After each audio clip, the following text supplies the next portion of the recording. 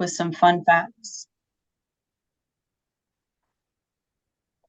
Thank you, Joshua, for the introduction. I just wanted to start off with some fun facts about horses. I don't know if many of you have been around horses, but I just wanted to let you know that horses cannot breathe through their mouth. They are nasal breathers. So that's why they generally breathe very heavily. Horses cannot sleep. They generally sleep standing up, is what I meant to say. They have a system of tendons and ligaments that allow the horse to lock their legs in position so they can relax without falling over.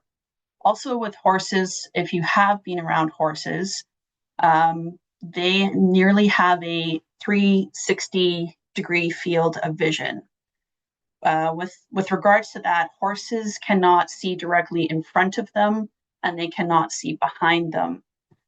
So they move their head and they have very sensitive lips and whiskers and sense the smell of know what's in front of them. So that being said, horses are generally very big animals, but they're very kind and gentle animals. At Abbotsford Hospice and Grief Support Society, we do a lot of equine therapy. We offer it twice a year, generally in the summer and in the fall for children and youth.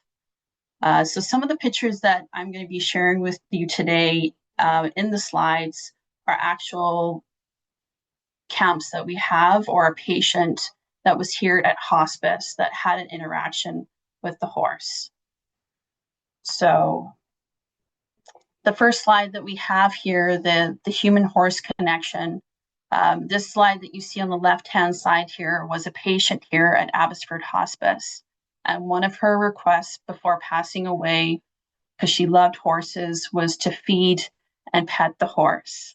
So we reached out to Cinema Zoo, which is a local company here in Abbotsford, and that's the owner, Jen, is the handler beside the horse there, holding the horses. So she brought them directly to hospice, where this patient was able to feed the horses carrots and also pet the horses.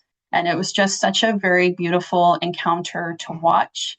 It also created a very special memory for her, but also for her daughter who was present that day, making sure that we fulfilled that wish for her.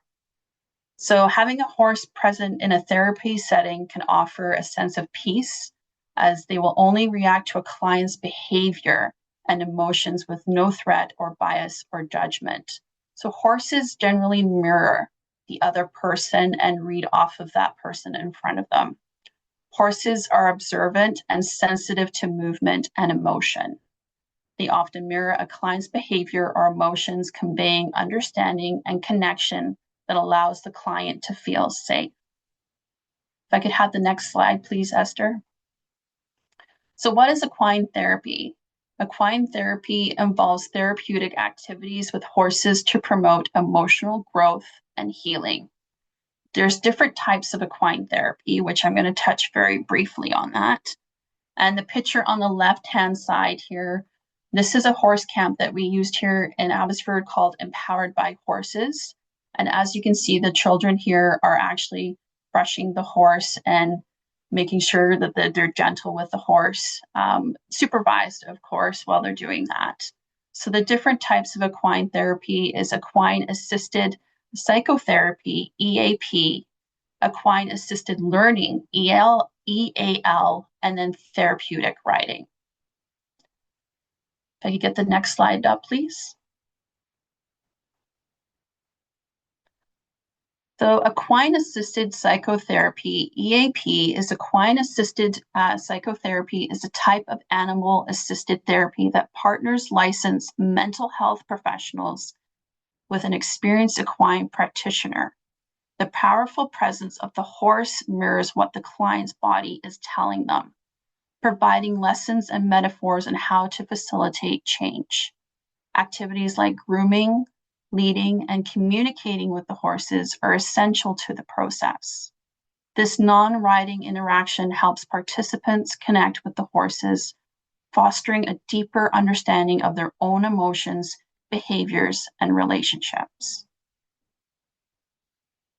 Equine-assisted learning, EAL, is a therapeutic and educational approach that voices interactions between humans and horses to facilitate personal growth and learning. This method centers on the unique nonverbal communication that happens between a horse and a human. Unlike EAP, the primary focus of EAL is on educational and personal development objectives, rather than addressing mental health challenges. So in here, you can see in the picture, he's actually drawing a picture of the horse and learning different things of being nonverbal. So this young gentleman is nonverbal, can't talk, but is finding other ways to communicate around the animal, which is pretty interesting to observe and watch.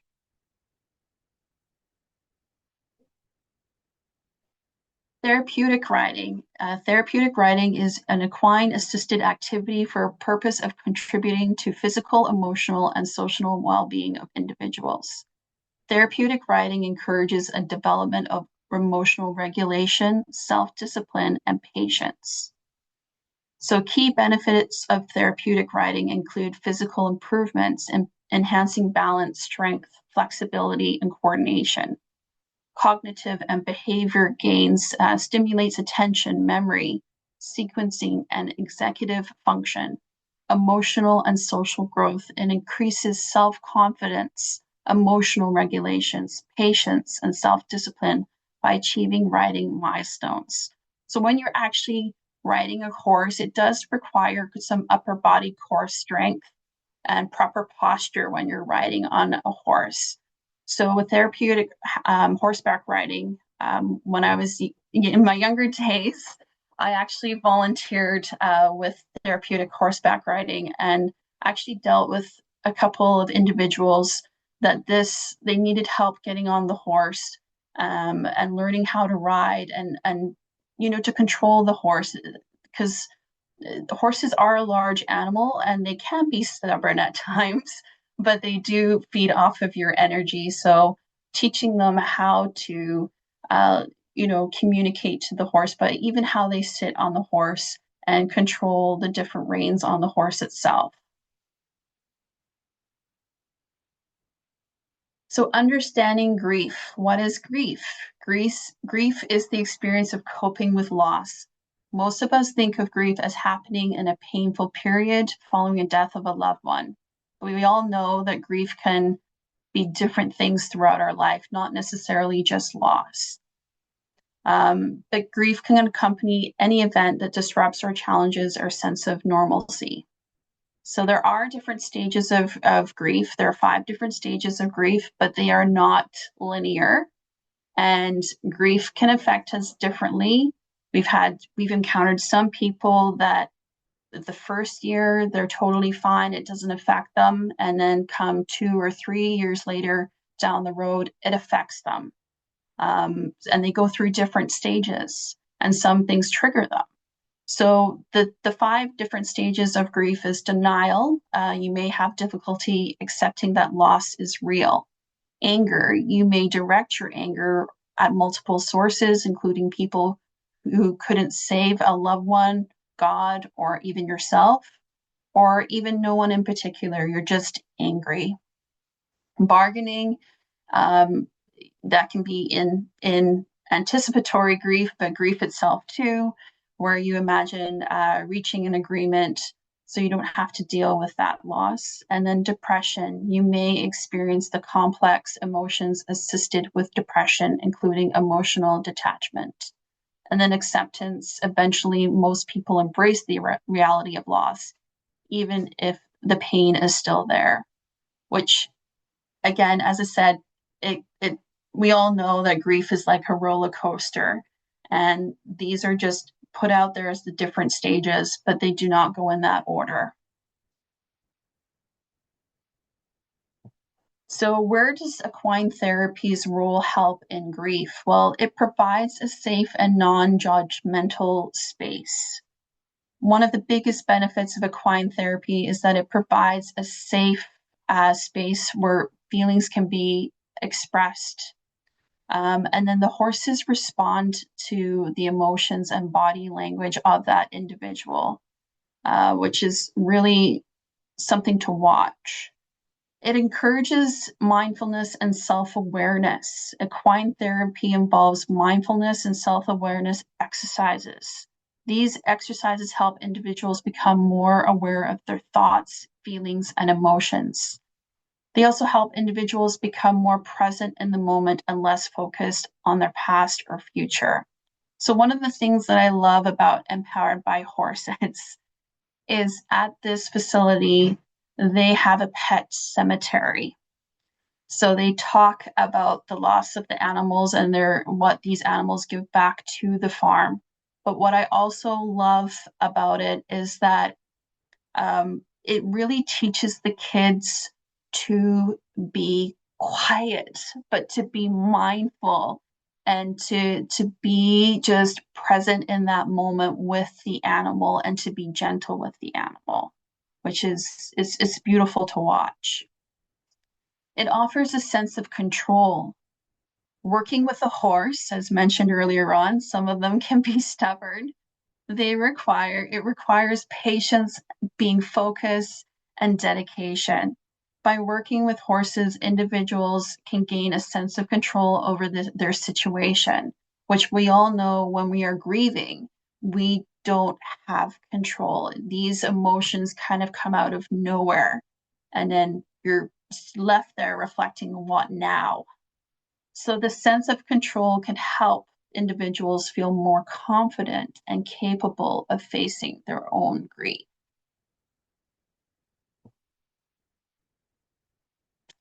And I just wanted to say thank you um, for allowing me to speak today. And I hope this presentation has shed some light on how the interaction between human and horses can provide some type of comfort when facing with grief and loss.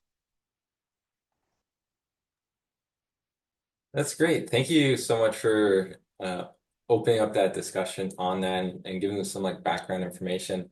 I think it's time we can anyone who has a question, feel free to raise their hand or put it in the chat.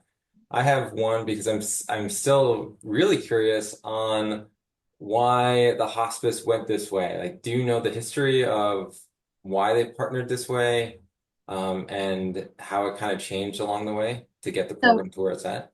we were approached by them, but also we're trying to find some ways for children not always feel comfortable communicating, right? Sometimes some kids have a hard time expressing their emotions or talking about their feelings, but if you try and do an activity with a child, they tend to open up more about their feelings and emotions.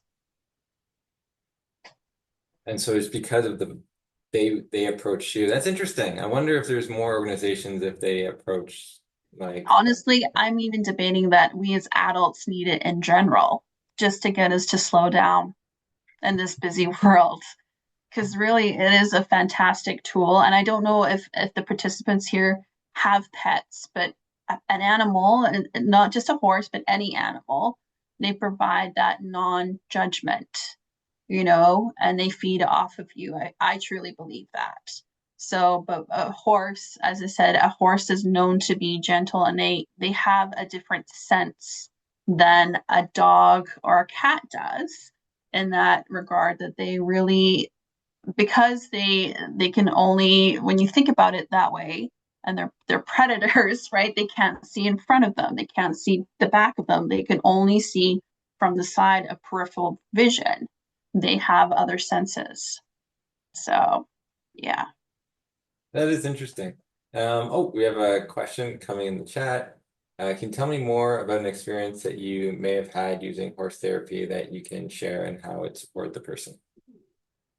So for the horse therapy was noticing a change with this individual feeling more confident on the horse. He was very scared, very timid when we did the therapeutic horseback riding with him. But helping him be supported and being there, really, I could tell he was more confident, and the horse was listening more to him by the end of the session. So, yeah. And a lot of these kids, when we take them to equine therapy, and that's why this year we're doing it twice, and we're actually doing an actual where they get to ride the horse because they want to ride the horse. So now we're taking it from the next step where they were sitting with the horse, stroking the horse, connecting with the horse. Now we're taking it to the next level where we're actually going to get them to ride the horses. Yeah, that's great. Another question, are you getting any funding for this program? No, no, we rely on our gracious donors to do this. Um, yeah, we get it from donations. We give back to our community this way. So yeah. I have just a follow-up question. So you said you only do it currently just one time per year, and you're going to change that to two. Is it just a one-day thing, or is it a few sessions? How does that work? It's a 1 day event that we do. It's an all day, it's an 8 hour day. So we're doing it twice this year. As I said, we're doing it for youth, so from the age 12 to 16, and then we're offering it for children age 5 and up. So we're using two different places. Jen from Cinema Zoo, we're doing the horse riding part of it. And so we're yeah, and the other one that we're doing is in Hope. They just reached out to us. So we're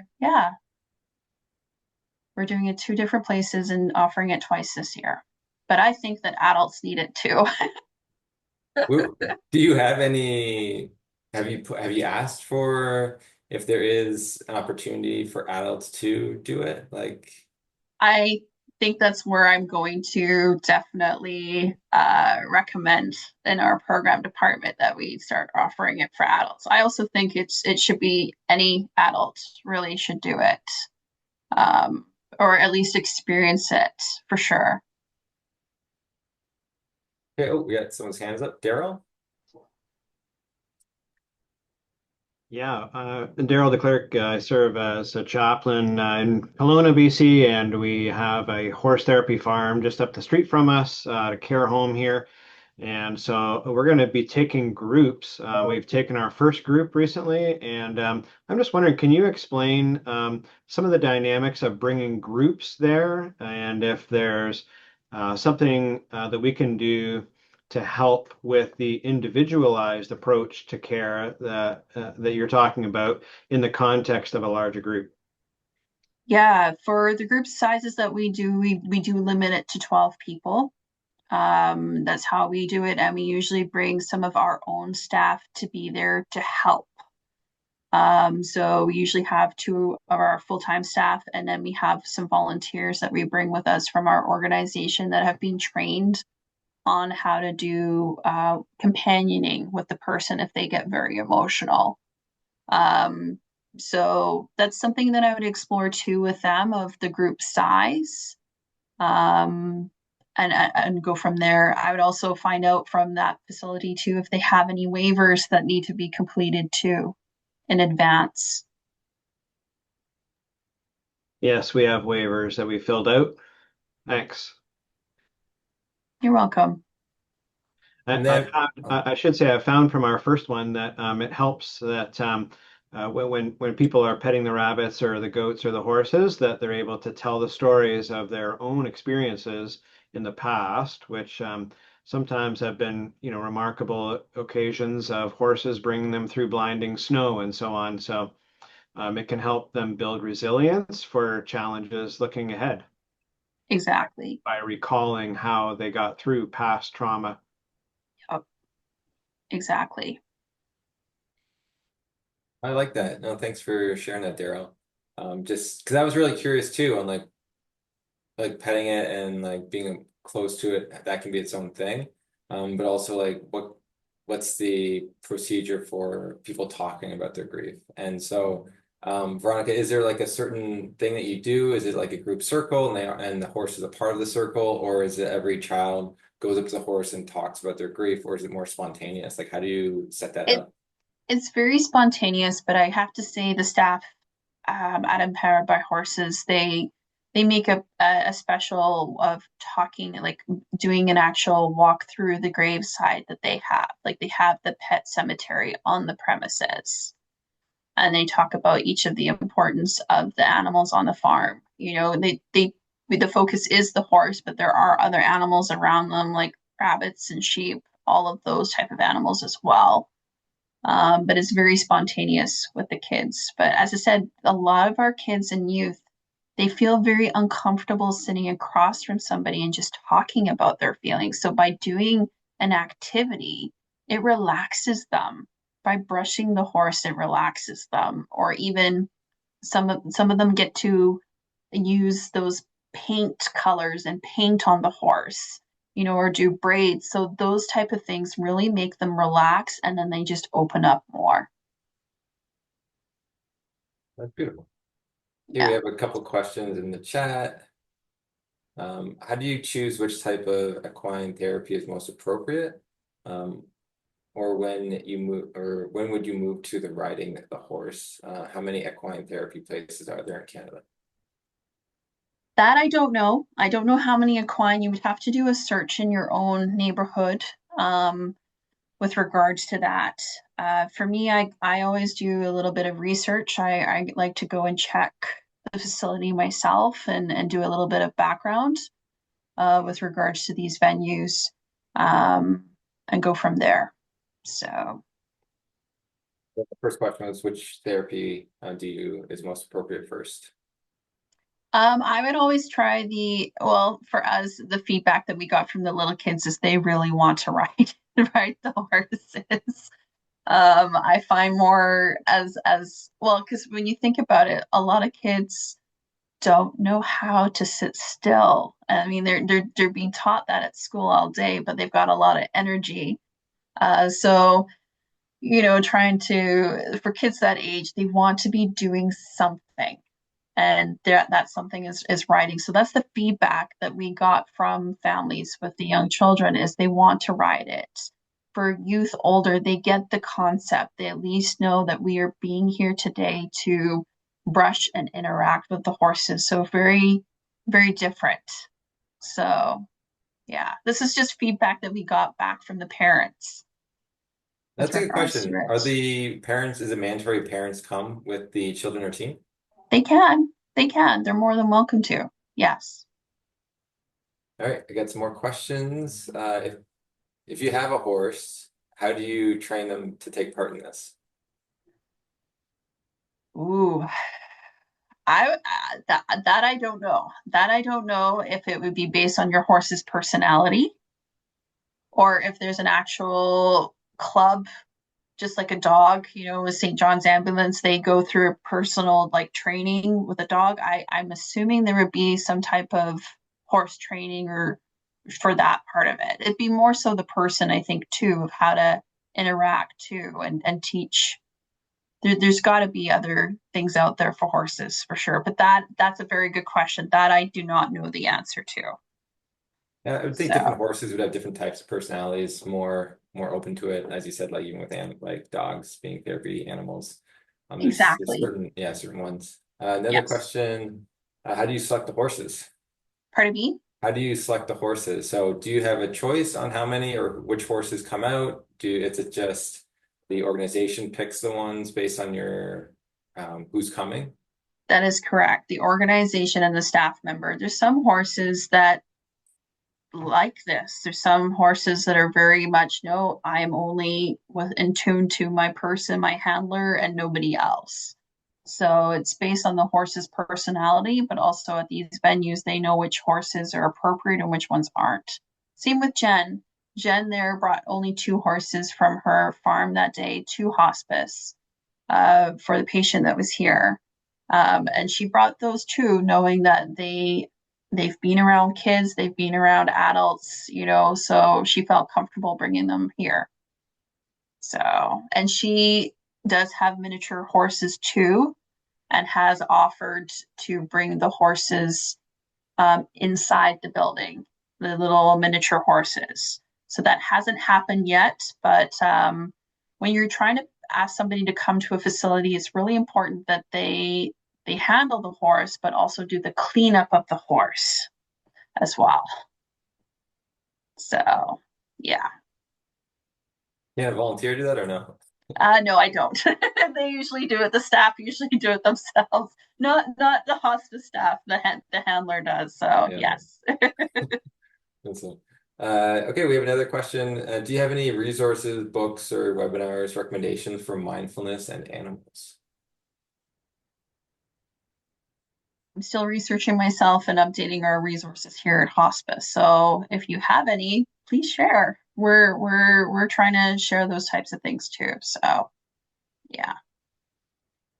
Yeah, that's great. Yeah, if anyone has that, please put that into the chat.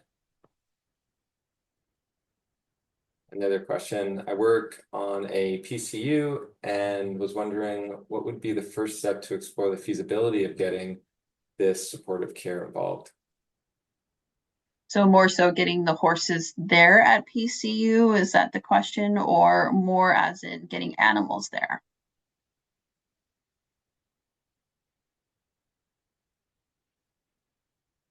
Animals here. Okay, so that's something that you would approach.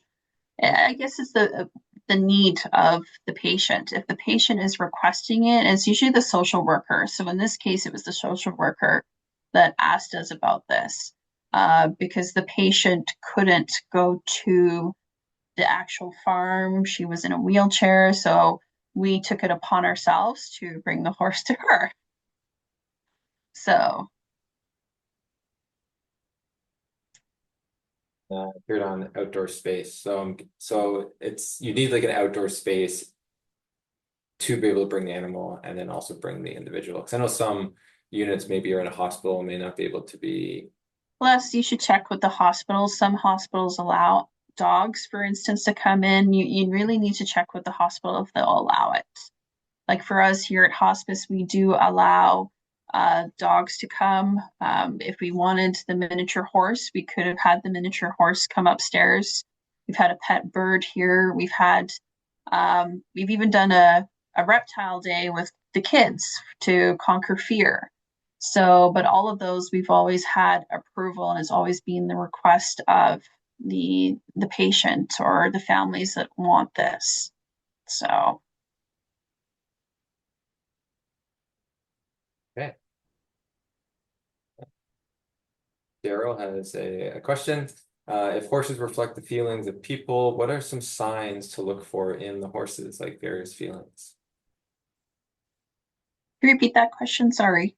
If horses reflect the feelings of people, what Mhm. are some signs to look for in the horses So regarding? for the horses is how they move their head. It's how they're moving their head towards you. Um, they just hold that space for you to stroke them and release that emotion. And they usually try and make eye contact with you. So And so if someone who is, let's say, sad, that's kind of the behavior. If someone's very joyful, what would they do? well they would, some horses will definitely feed off your energy and just want to bolt if they're really happy, but some of them really, when they're in that moment, they'll put their head down and they'll try and not nuzzle with you, is if like as in almost try and get their head closer to you is a one interaction if they're feeling that you're down or sad. If you're happy, then they're quite happy like themselves, as I said. So Okay, we have one for everyone. I recently read two Amazon books, The Horse Boy and the Long Ride Home, about a process developed a method to work with his autistic child, Robert. Wow, that's great. I don't know if any of you have ever watched the movie 28 Days either.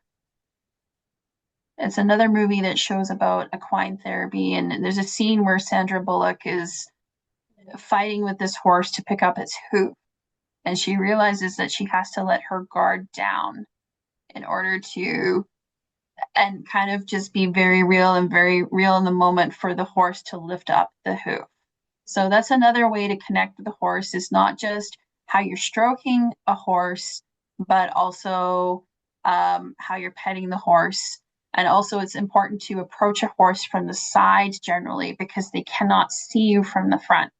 So if you're trying to lift a horse's hoof, you generally approach from the side of the horse, and then try and lift up the hoof. And if you're relaxed, the horse is relaxed and will allow you to do it.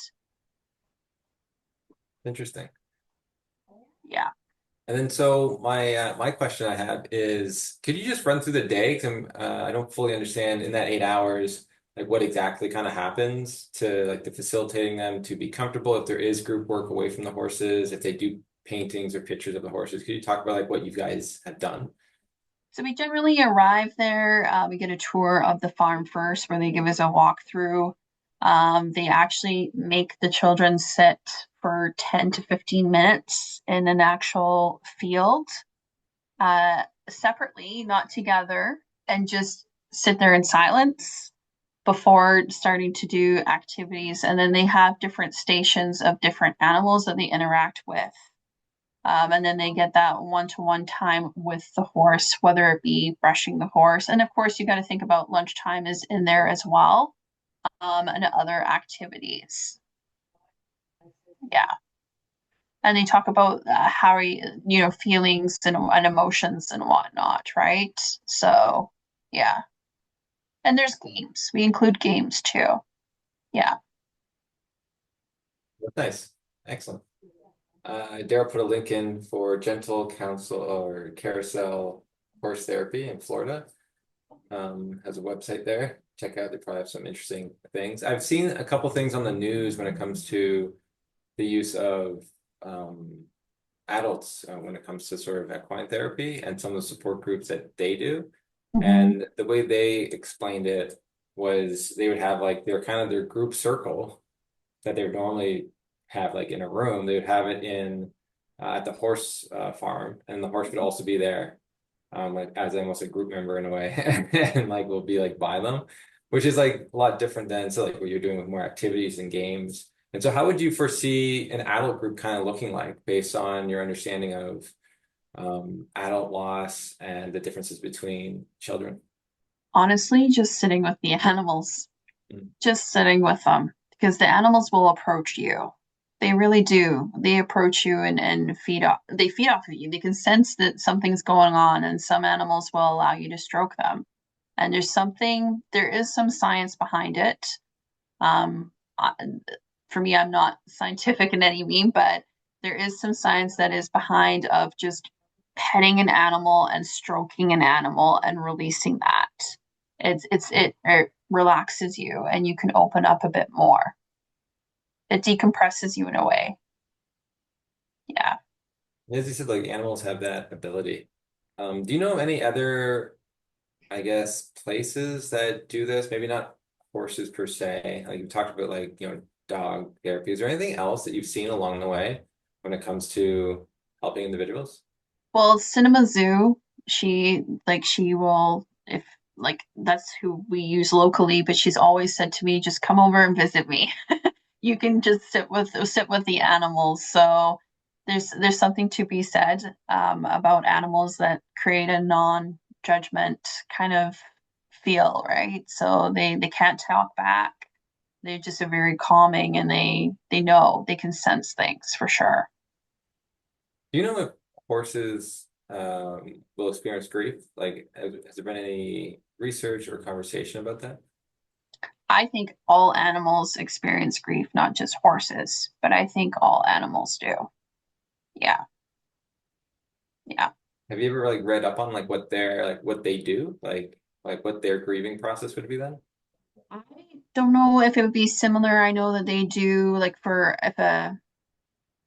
if there has been a passing. I know some of them they cry, they neigh, like those types of things. So yeah, Mhm. I think all animals grieve. Yeah. Yeah. Okay. Is there any other questions that anyone has for Veronica? If not, we will close and wrap up the session. So thank you so much again, Veronica, for just taking your time to be here today, answering a lot of our questions, and just informing us on another way of processing grief and loss and the able use of horses in our grieving process. And so before we end, we'd like to do another poll. And so has your knowledge of the topic today increased because of the session?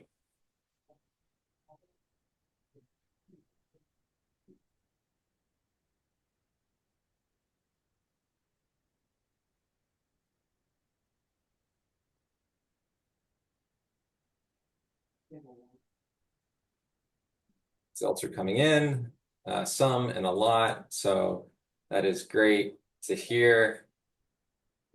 Share the results.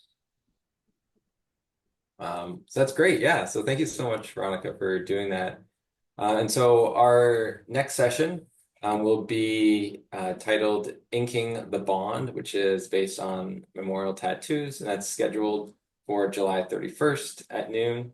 And Esther will put the link in the chat if you want to register for that one. And so this talk is a conversation about tattoos, grief, and growth. Stories will be drawn from research and personal experience, and there'll be 3 speakers, and they're all social workers who love to talk about tattoos, the intersection of taboo, the connection to the deceased, and the way they contribute to the process of meaning making. So to be notified of any future sessions, feel free to subscribe to our newsletter. We'll put that in the link. And our aim is to provide a copy of this recording and any summary notes, any other kind of resources in the next 7 days. So just watch your email for that and any other upcoming ECHO sessions. So thank you again, everyone, for being here. And thank you again, Veronica, for doing the work, and your organization for expanding our understanding of grief support strategies. And I do hope that adults get it too, because that'll be a really beautiful thing, and I might have to come and join in. Sounds good. Thank you for having me. Take care. Yeah.